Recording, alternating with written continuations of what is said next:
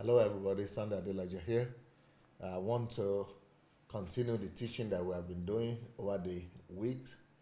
Are Black African people cursed? Is the subject. Are Black African people cursed? Are Africans cursed? Is there anything wrong with the black race? No, nothing is wrong, absolutely. Rather, the black race is a pride of civilization, is a blessing to all civilization. And that's what we're going to keep on proving today by talking about the topic that I'm talking about today, the African origins of India. So we're going to tell you how black people have been a blessing to India and how Africans gave birth to the Indian civilization. So go and share the message, everyone. Share the message with your friends and family members. And here we start. Exceptionally valuable records expressing close connections between India, ancient Egypt, and Ethiopia have existed for more than 2,000 years. So, for more than 2,000 years, there have been records that, yes, um, there is a connection between the Ethiopian civilization, Egyptian civilization, and Indian civilization. And we know the way it is. Every life started in Nubia, in Africa, in Ethiopian Empire, and then from there, the people migrated to Egypt, and from there to the Mediterranean, and then from there to India, to Asia, and to all parts of the world. So, in the 4th century BC, for example, Greek historian Diodorus, that we have always been talking about, of Sicily, wrote that from Ethiopia, so these are not black people who wrote this. This is not written by black people. This is not today it was written. This was written before Christ. So this is historical document that could only be reliable. You cannot go back to it and rewrite it. So this was written even before the birth of Christ. Okay, so what did he write? He wrote that from Ethiopia, Osiris passed through Arabia on the border with the Red Sea and reached as far as India. So Ethiopian blacks, they are the ones who populated not just Africa. They went from Ethiopia. The Ethiopia is not the Ethiopia that we are talking about today. Not today's Ethiopia. We are talking about the ancient Ethiopia, which comprises of most countries of Africa.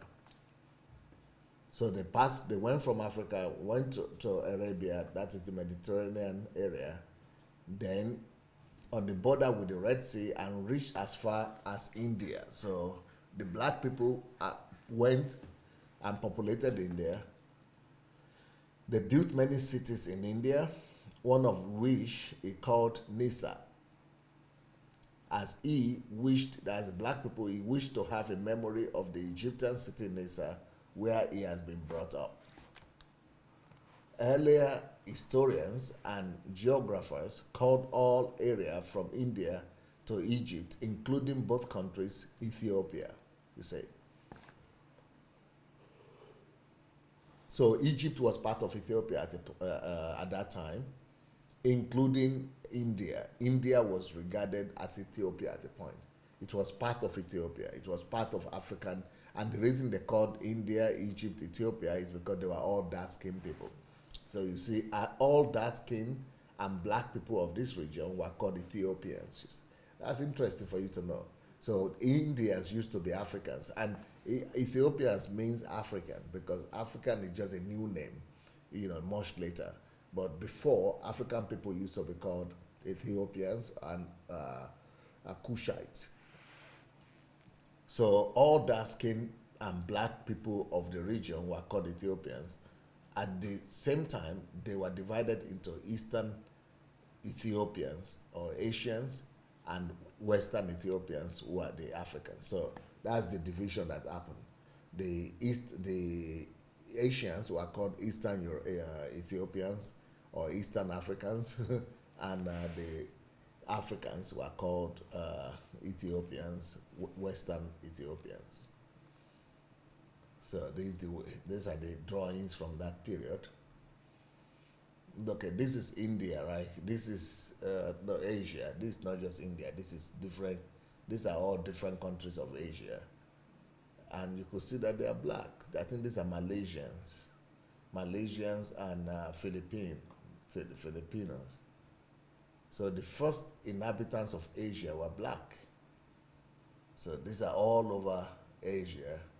The people who lived there were black people. Okay. The first inhabitants of Asia were black, you see. Yep. You see, these are black people here. Professor Thomas Henry Huxley believed that one could trace Egyptians and Indian Dravidians to a belt that in ancient times spread from India to Spain, that is Europe, right, was inhabited by dark brown people, like myself, brown, dark brown people. So Africans ruled over all those belts of India, Spain, and Egypt, Ethiopia, all that. Although nowadays people of every shade and color live in India, ancient inhabitants of India were black, you see. Their descendants still live in central India till today.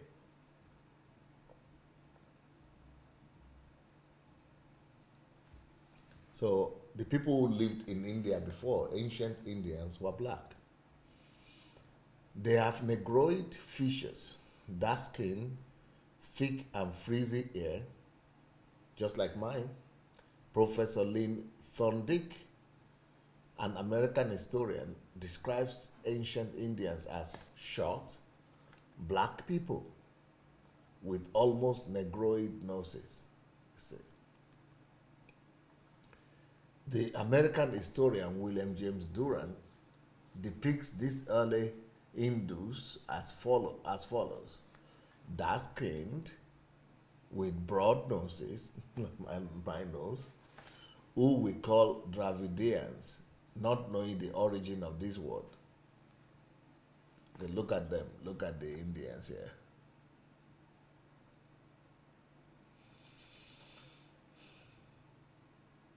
The Indian women, the Indian men,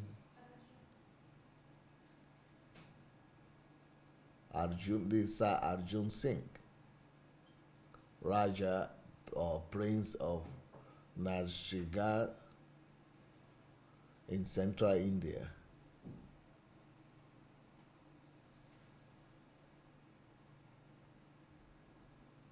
He was appointed as a prince or as Raja at only 10 years of age, gaining full ruling powers from the government of India in 1909. So these are the, this is, so some of them are still like this. They're still looking like this in India up to now. Okay, look at this one too.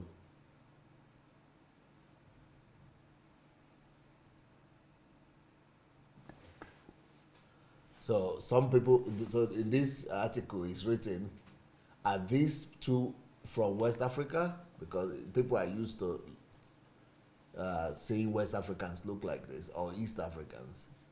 Actually, these folk dancers belong to the Aboriginal Gong people of India. They are descendants of India's first settlers, you see. They are descendants of India's first settlers. India has the largest black population outside of Africa. Imagine what else you have been told. So the first inhabitants of India are black people, and they are still there up to today. So historical black India. The first great civilization of India were founded by these Asian Ethiopians in the Indus Valley. They built large cities, the main of which were Mohenjo-daro, Shanghu-daro, and Harappa. Now it could be occurring into somebody's mind right now that okay, if black people were the origin of all these things, what happened to the black race? Well, like I said in my previous teaching, it is the evolving of history, and history goes around in circles. The first shall be last, as Jesus said. The first shall be last. We are first and we are last now, but again, the last shall be first. And besides that, the reason why we lost that dominance and that rulership over the earth was because we were worshiping idols. Idol worshiping is what actually brought Africa and African people backward. So now that most of us have come to know the living God, you will see that the turn of history will bring Africans back to a place of prominence and leadership.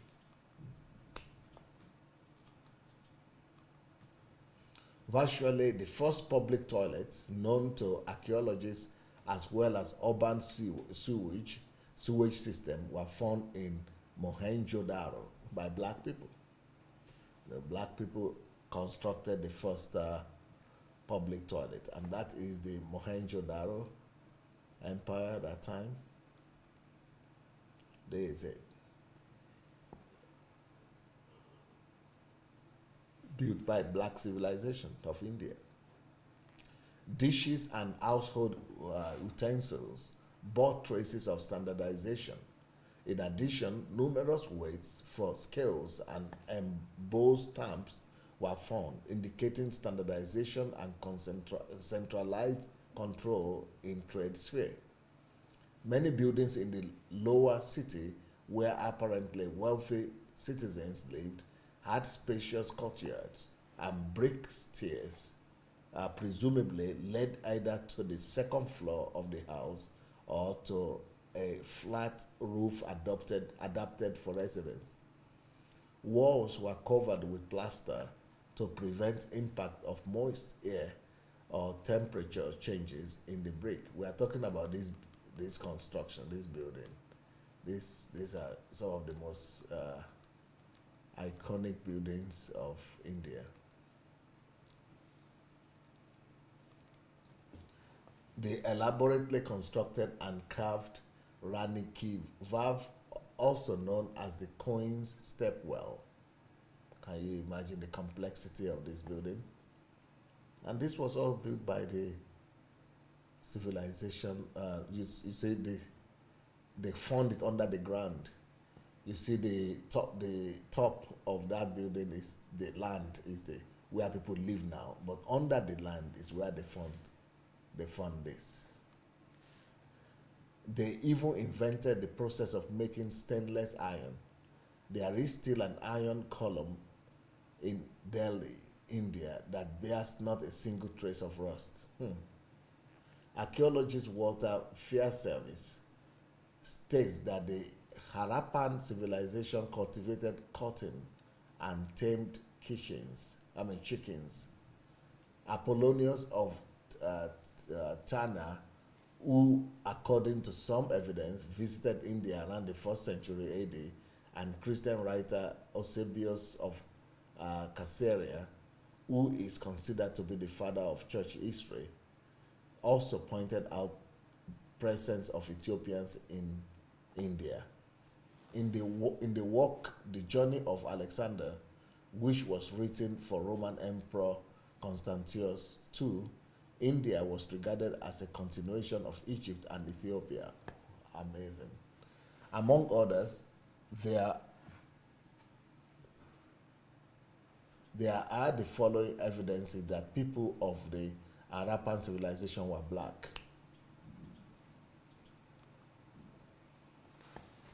We have the remains of skeletons. We have eyewitness accounts, which are presented in the Rigveda, the first known India literary monument. We have art and sculpture remains that prove the black origin of India. We have the remains of skeletons that prove the black origin of India. We have written eyewitness account that proves the black origin of India. In the fact that Dravidian languages are preserved in this region, in particular among the Brahui, the Oraon, and the Maltese nations, a significant role of these languages, which are now used to decipher Harappan manuscripts, an outstanding position given to the mother goddess in Harappan cities.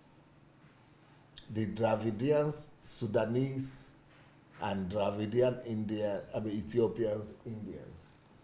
So we have these same people we see in India, we see them in Africa, we see them in Ethiopia and Sudan.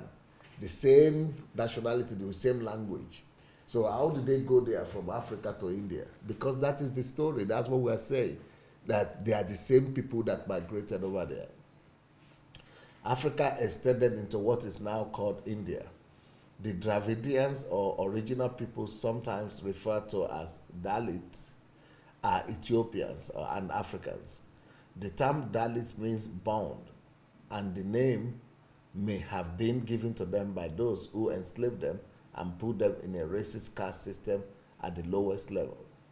The Dalits or Dravidians were the indigenous peoples of India, or the Eastern Ethiopians or Eastern Africans.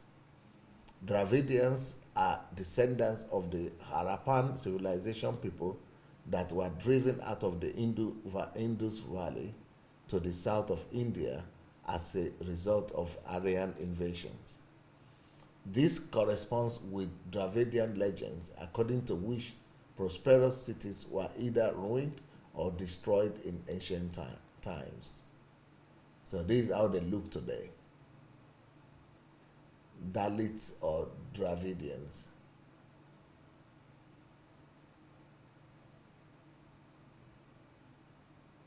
This is how they look today.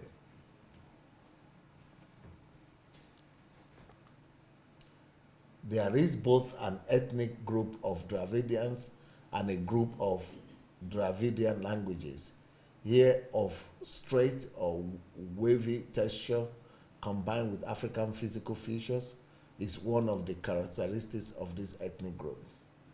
More than 100 million people speak Dravidian languages, mainly in southern India. These include Tamil. It is spoken most of all by the people of this group. Kannada, Malayalam, Telugu, Tula are the other people who speak the language.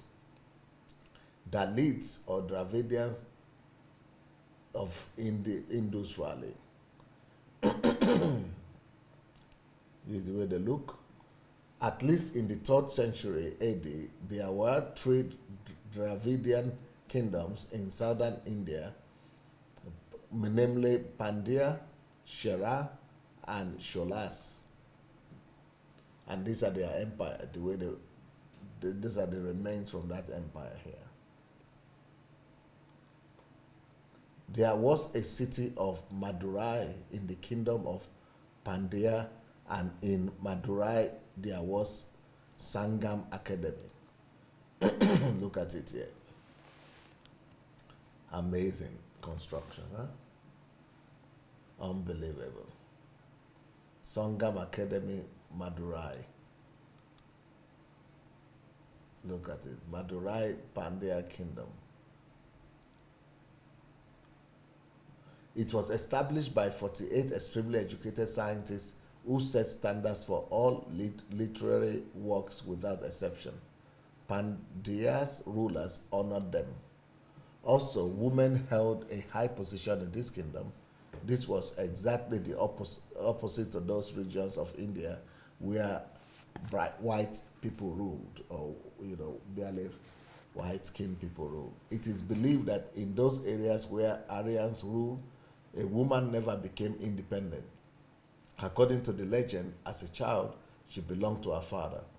But where the women are ruling is the same culture as in Sudan or as in Nubia and ancient Ethiopia, where women were rulers. When grown up and married, she belonged to her husband. If she outlived her husband, she belonged to her sons. This is in the other part of India that are not black. At the same time, an ancient queen of Pandya, for example, ruled an army with 500 elephants. So this is the place where there are black people. They allow the women to be the rulers. 4,000 cavalry units and 13,000 infantrymen. More details on the differences between the two polar civilizations will be given later. It is believed that the kingdom of Shola is the place where the Apostle Thomas is buried. When visiting Pandya, Marco Polo spoke of Shola that it was the best and the most perfect area of all India. Dravidians were very progressive sailors, and Shola became one of the predominant sea nations of the world of the whole era. Through its ports, kings of Shola traded with Ethiopia and Somalia, Iran and Arabia, Cambodia and China, Samutra and Sri Lanka, exporting spices and camphor, ebony wood and ivory, high quality fabrics and precious stones. The Dravidian kingdoms and Dravidians were well known in international arena. So when Octavian Augustus, 14th century before, 63rd century before Christ, headed the Roman Empire, the Dravidian kingdom sent a delegation to congratulate him. This is the Dravidian architecture here. According to Dravidian poets, Roman ships brought archers' bodyguards to fight pirates, and Dravidian kings hired Roman soldiers to join the bodyguards. In 1288 and 1293, Italian traveler Marco Polo visited the kingdom of Pandya. According to his descriptions, a person with the darkest skin was valued above all there and was considered to be better than the others who are not so dark. Now it's the opposite, right? Now dark-skinned people are being despised. They portrayed their gods and idols as black and demons as white, as snow, claiming that God and all saints had black skin and demons had white. One of the most famous Africans in India was Malik Amba, born in Ethiopia. Like a number of other Africans in medieval India, he rose to a position of great influence. He formed a huge army, was an excellent diplomat and administrator, becoming the prime minister of the Ahmadnagar Sultanate. And this is the person here. He stimulated production and built mosques, a system of canals for urban water supply, funded the city of Aurangabad. He initiated issuance of pensions to scientists and poets, established postal service, becoming one of the most famous people in India. Today, in Southern Asia, there is a racial ethnic group, Sidi or Absi, which is African by origin and predominantly Negroid. Look at the way they are. It was formed in the 18th,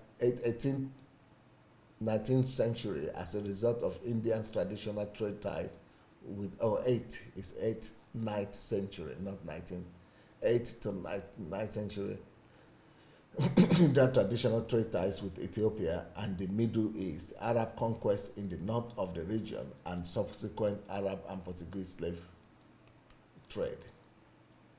Previously, they were called Sayyids, that is, descendants of the Prophet Muhammad. The term Absi comes from the Arabic name of Ethiopia. Sidi played a big role in the Deccan Wars between the Indian Maratha nation and the Mughal Empire, which was located on the territory of India.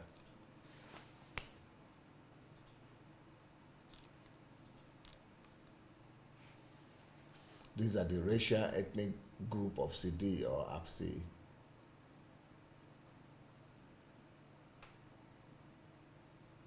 Wow.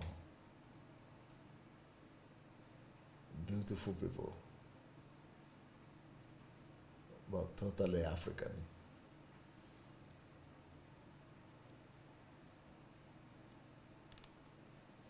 A famous Berber traveler, Battuta describes Ibn Battuta describes Sidi as guarantors of security in the Indian Ocean. If at least one of them is on a ship, Indian pirates and idolaters will not approach the ship. Thus, we were able to see the influence of black people on civilization in the Indus Valley. Wow, what a history, what an eye-opening journey. And I'm going to still show you a video that will prove this further. It's better to see sometimes. But before then, I want to encourage you to go share this message. Share. Go share the message with your friends and family members. Let's spread the word. And if you want to join my mentorship class, it is on the internet. Go to my blog, sundayadelajablog.com/mentorship.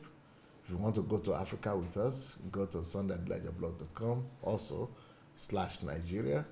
If you want to come and attend the History Makers training with us, then go to sundayadelajablog.com as well, only this time /HMT.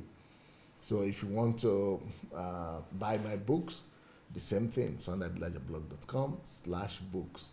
But you could also read my books for free on Kindle Unlimited if you go to Amazon or buy them on Amazon. And yeah, so let's go and see the video. Let's go and see the video right now, and from there you'll be able to get a better picture of the African origins in India. Okay.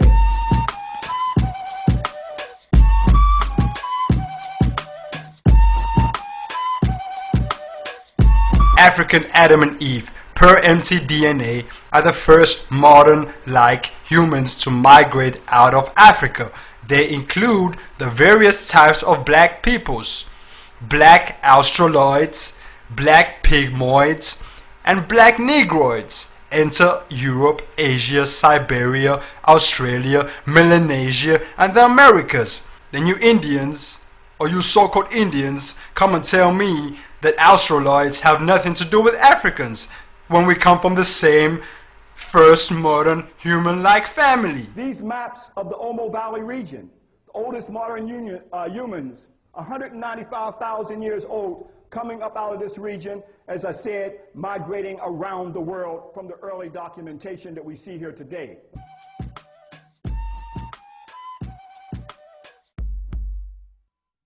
The Japan Times, May 12, 2001. You read again. DNA evidence backs up out of Africa human origin theory. DNA-based evidence for early migrations into India. So you see, there's DNA-based evidence that the first Indians, the first people to come into India and Asia, were Africans. The Negroid or Negrito people of prehistoric India were the first human inhabitants. Again, it says the Negritos were supplemented by later immigrants, the Proto-Australoids. Another black race, another part of the black race, another part of Africans. So going back to the history, what is the connection between India and Africa? So I'm trying to bridge the gap. There is a distinct and clear connection between the ancient India and the ancient Africa. And that is where I want to go back to the Indus Valley civilization. I think most of you would have heard that, or maybe would have studied in school, which is as ancient as the Egypt Nile Valley civilization. The original inhabitants or the original creators of the Indus Valley civilization, which is also called Mohenjo-daro and Harappa, or Harappan civilization, was created by the black man. People came from Africa. About 7,000 BC, which is 9,000 years back, maybe even earlier than that. They brought agriculture, they domesticated most of the animals, they were highly civilized, they had two-story buildings, sanitation systems, sewage system, they had a built-in screening system in the sewage so the solids would not block the liquid passage. They had chutes so they can drop the garbage from the upper level to lower levels. They had individual wells. They had courtyards.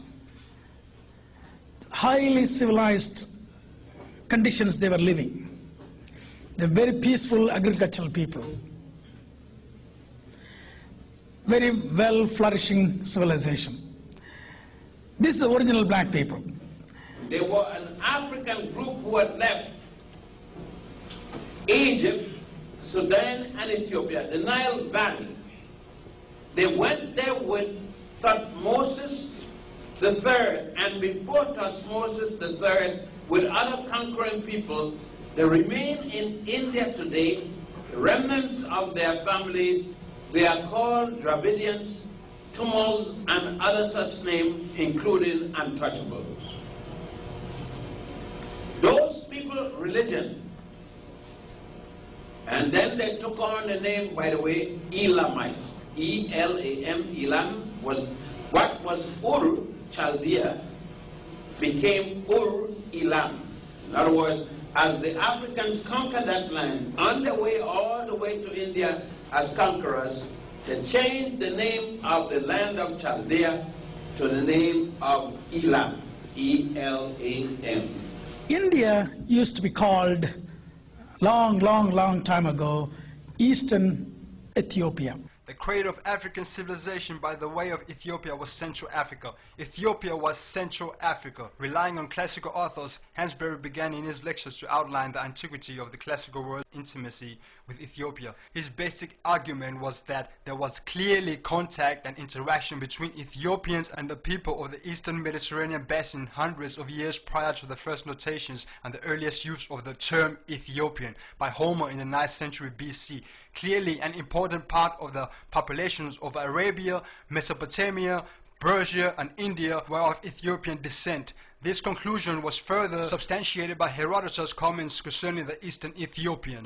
As I said, the worship there was the worship of goddess Het Heru, or otherwise Hathor, who was symbolized as an African woman with the ears of a cow, or shown as a cow.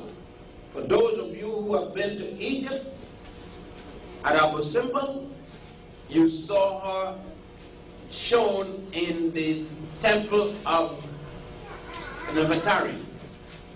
You saw her at the funerary temple of Makari Hatshepsut. At the Valley of the King, you saw her in Dendera, in a temple built to honor Hathor. You saw her the most expressed. And you saw her in many other temples throughout Egypt, because in every temple there's got to be at least one reference to goddess Hathor, or Het Heru. That African woman, or goddess, was worshipped by every people who had contact with the Africans of ancient times before the Common Era. And the best known of the goddess was the goddess Hathor. And that her influence was so great that it spread to Asia. And the concept of the sacred cow in India came from an aspect of the religion of Hathor. And when you see her drawn in history, you will see a female with a cow's body. It was the sacredness of this image that gave them the concept of the sacredness of the cow. And that this is part of the Hindu religion. This is part of where the sacred cow concept came. The worship of the golden calf that is in India. It comes from the worship of Heru that was taken into India by Asar and the Nile Valley Africans, the Ethiopians, that moved into that realm and started the Indian Kushite, Hindu Kushite civilization. This BBC documentary tells us about the great dwarf deities of Egypt, Bes and Ptah. Here is two deities, the two earliest deities of Egypt, Ptah and Bes. Now, you can even see Bes, which is a Twa, the lion was sacred to Bes. Now, if that's in India, that's, I think, what's that deity's name? I think it might be Kali. Okay. Now, you see the lion right there now. See, that's the symbolism of Bes. You got to understand that's Bes. How did it get in India? How did it get into India? So how can he say Asia or anything in Africa when we can clearly show we took it there? Now, this is an image of Osiris, Asar, that is in the Louvre Museum. Look at this face. It is truly African. Reading from Diodorus Siculus, Greek historian of 1st century BCE, he states, Osiris being coming to the borders of Ethiopia, raised high banks on either side of the river, lest in the time of his inundation it should overflow the country more than was convenient, and make it marshy and boggy, and made floodgates to let in the water by degrees as far as was necessary. Thence he passed through Arabia, bordering upon the Red Sea as far as to India, and the utmost coasts that were inhabited. He built likewise many cities in India, one of which he called Naza, willing to have a remembrance of that in Egypt where he was brought up. Here is the documentation from the 1st century BCE, where the Greek historian is relating to us the information of this black god, Asar, who had educated even the Indian. And that god Asar became Krishna in the Indian realm. And you see that the Indians paint themselves black to remember the great god Asar. Krishna means black in Sanskrit. It means black. And this is where the Ethiopians who created the Hindu Kush civilization in that area came from, up out of the Nile. So we have to understand that all of these civilizations are given birth to by the Nile Valley Africans.